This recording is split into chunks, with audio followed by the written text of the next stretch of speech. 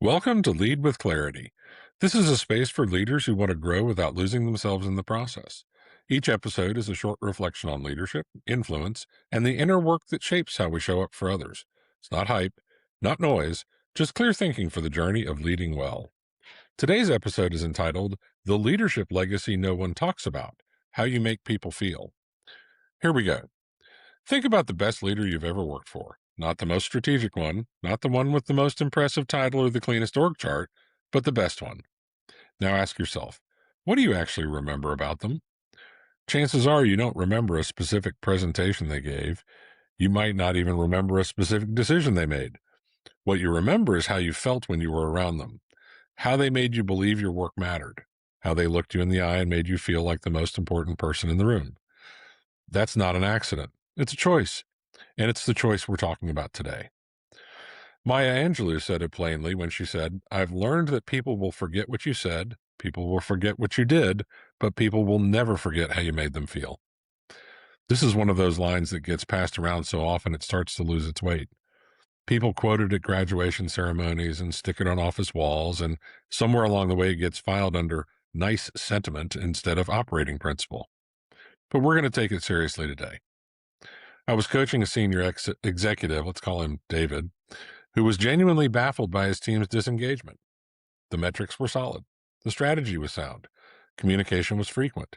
He couldn't understand why his people weren't lighting up. So I asked him a simple question. After your last one-on-one with each direct report, how did you leave them feeling? He was quiet for a long moment. He realized he had no idea. He had been so focused on the content of his conversations that he'd never once considered their emotional texture.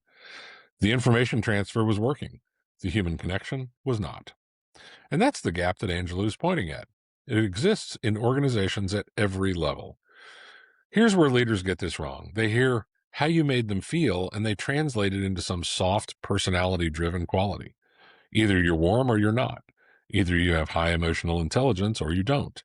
And if you're a results-driven, analytically wired executive, you might quietly decide that this doesn't apply to you. And that would be a mistake. It's not about being warm. It's about being intentional. The most emotionally effective leaders I've worked with aren't always the most extroverted or the most effusive. Some of them are reserved, even quiet, but they are deliberately present. They notice, they acknowledge, they follow through. Presence is a practice, not a personality trait. So here's what I want you to sit with. You're already creating a feeling in every interaction you have. The question is whether you're doing it by design or by default. Every time you walk into a room distracted, that's a data point for your team.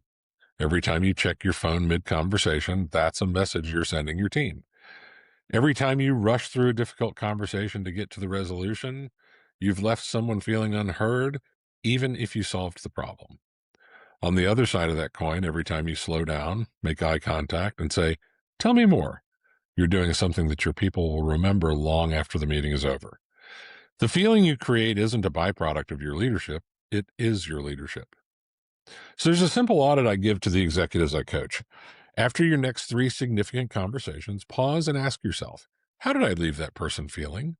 Not what did I communicate? Not what did we decide? But how did I leave them feeling? You might be surprised by what you notice. And once you start noticing, you can start choosing. The leaders who build the most enduring legacies, the ones whose teams remember them 20 years later, are almost never the ones with the best slide decks. They're the ones who made people feel like they belonged, like they mattered, like they were part of something worth being part of. And that's not a soft skill. That is the hardest and highest form of leadership. Maya Angelou was writing about human connection, but she was also, whether she intended it or not, writing about leadership. What you say in the board meeting will be forgotten. What you decided in the quarterly review will eventually be revised or replaced. But the person who felt dismissed in that hallway conversation, they're going to carry that. And the person who felt genuinely seen in a moment of uncertainty, they'll carry that too. You're leaving a feeling behind in every room you enter. The only question worth asking is whether you're leaving it on purpose.